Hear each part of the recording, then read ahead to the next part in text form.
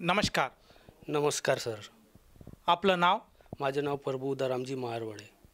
आपण कुठून आलात? मी गोंदिया जिल्ह्यावरून, महाराष्ट्रामधून. आपला व्यवसाय काय आहे? माझे व्यवसाय आहे मोटरसायकल रिपेअरिंगचे व्यवसाय आहे बघा. संत रामपालजी महाराजांची गुरुदीक्षा आपण कधी घेतली? आम्ही 9/2/2021ला घेतली. संत रामपालजी महाराजांची गुरुदीक्षा घेण्याअगोदर आपण व आपला परिवार कोणती भक्ती साधना करत होतात? आम्ही देवी देवताची भक्ती करत होते बघा जी. दुर्गाजीची आहे, हे पण शंकर भगवानची आहे, हे सगळं देवी देवताची भक्ती करत होते बघा जी. संत रामपालजी महाराजांचा मार्ग आपल्याला कसा कळाला आणि आपण त्यांच्या शरणात कसे आलात? हे आम्ही आमचे लहान भाऊ पण राहत होतो इथं नागपूरला. तर ते आमच्यावर पुरी परिस्थिती एकदम खराब झाली होती. ते आमचे म्हणजे जे दुकान होतं, पण आमचं दुकान बी थोडंसं पुष्कळ खराब झालं होतं, लॉसमध्ये गेलं होतं ना. ते आमचं जागा बी पण विक्री केली होती. मग अजून ते आमची मोटरसायकल विक्री गेली होती. तर आम्ही आता लास्टात आत्महत्यासाठी लागलं होतं. आमच्याकडे काहीच जऱ्या वाचलं नव्हतं. पुष्कळ लोकांचं आमच्याकडे कर्ज पण होतं.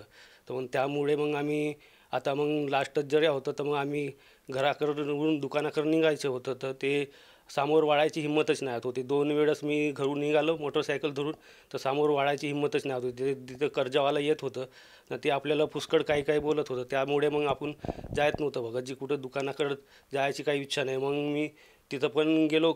मग पानठेल्यावर खरा वगैरे घेतलो. चौकातच बसलो 15-20 मिनटं. मग त्याच्यानंतर मी घरी आलो. घरी मोटरसायकल वगैरे ठेवलो. मग बसस्टॉपकडं निघालो. बसस्टॉपकडून निघाल्यावर आम्ही सरळ 15-20 मिनटं बसस्टॉपवर बसलो. त्यानंतर मग मी ती गोंद्याला निघालो. गोंद्यावरून मग आमच्या लहान भावापणला फोन लावलो. ते नागपूर राहत होते. तर त्यानं म्हणला, भाऊ तू तसं काही नको करू, आत्महत्या वगैरे नको करू, तू माझ्याकडे ये, मी तुला सांगेन सजेशन. मग तिथं मी नागपूरला आलो. तर त्यांना मला सांगितलं, ज्ञानचर्चा सांगितला संत रामपालजी महाराजीच्या ह्याच्यामुळे. तर मग मी त्यांच्या ज्ञानचर्चा बी ऐकलो. त्यांच्या घरी 2 दिवस सत्संग पण ऐकलो ना, मग इंटरव्ह्यू पण ऐकलो. मग तिथून मग त्यांना सांगितलं. मग मला जी प्रेरणा अशी वाटली का मी आताच लगेच नामदीक्षा घ्यावं. मग त्यामुळे मी त्यांना म्हणलो, आताच मला घ्यायचं आहे, तुम्ही आताच चला. तर त्यांना म्हणलं, भाऊ तुम्ही आता नको घ्या, तुम्ही सगळं लोकायला घरी विचारून घ्या, वहिनीला पण आपल्या मुलाबाळायला सगळ्याला विचारा, त्याच्यानंतर तुम्ही मग सगळेजण एक सोबत घ्यायचं. मग त्यामुळे मी विचारलो, घरीच लगेच फोन लावलो. त्यांना म्हणलं का आता तुम्ही जसं म्हणजाल जसे, आम्हाला तयारच आहे, आम्ही घेऊ नामदीक्षा. मग आम्ही तिथं पण आलो घरी. इथून नागपूरहून घरी गेलो. घरी गेल्यानंतर मग त्यामुळे मग त्यांना सांगितलं होतं, आपल्याकडे नागपूरला यायला पैसे नाही होते. मग आम्ही घरचे तांदूळ वगैरे विकलं ना, मग नागपूरला आला, सगळेजण नामदीक्षा घेतलं. सर, जसं तुम्ही सांगत आहात की संत रामपालजी महाराजांची जी माहिती आहे, जे ज्ञान आहे, हे आपल्याला सर्वप्रथम आपल्या बंधूंनी सांगितलं आणि त्यानंतर आपण संत रामपालजी महाराजांकडनं नामदीक्षा घेतली. तर त्यानंतर जेव्हा आपण संत रामपालजी महाराजांशी जुळल्या गेलात, त्यानंतर आपल्याला जे काही कष्ट होते, जे काही दुःख होते, जे काही व्याधी होतात, त्याचप्रमाणे जे संकट, जे व्याजाचं संकट, जे कर्जाचं डोंगर आपल्या पुढे होतं, ते दूर झालं का? हो, आमचं सगळं कर्जविमुक्त झाले. आमची पहिले मोटरसायकल पण सुटली. त्याच्यानंतर आम्ही ती जागा पण होती आमची, ते बी सुटली. त्यांच्याकडून बी जागावाल्याकडून आम्ही वापस घेतला. त्यानंतर आमचं मकानाचं काम बी होतं, थोडं बहुत काम बाकी होतं, ते बी सगळं आम्हाला एका वर्षामध्ये संत रामपालजी महाराजांना आम्हाला सगळं काही देऊन दिला. एका वर्षी सगळं काही दिलं. या व्यतिरिक्त आणखीन काय लाभ आपल्याला संत रामपालजी महाराजांच्या शरणात आल्यानंतर झालेत का? आम्हाला अजून लाभ झाले आहेत. ते आमचे भगतमती होत आहेत. तर त्यांना पण ते मोठं मेदर चावलं होतं.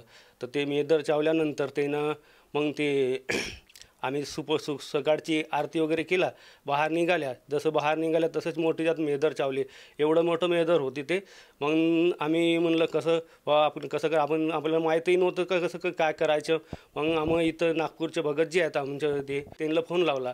त्यांना म्हणलं का तुम्ही कुठं झाडाझुडायला नाही जायचं, ते आपण हे प्रथम नाम करायचं ना, डनलपकर नाम करा, सगळं काही दुरुस्त होऊन जाईल तुमच्या. आम्ही तसंच केला. मग ते आम्हाला सगळं काही चांगलं झालं. आम्ही गावच्या लोकांना बी सांगितलं का बाबा कसं करायचं, हे आम्ही असं असं झालं तर आमचं सगळं काही दुरुस्त झालं. तुम्ही पण नामदीक्षा घ्या, तुम्ही पण परमात्माच्या आमच्या संत रामपालजी महाराजच्या सरणी या. सर आपण आता उल्लेख केला की मदर चावलं तर हे मदर काय आहे?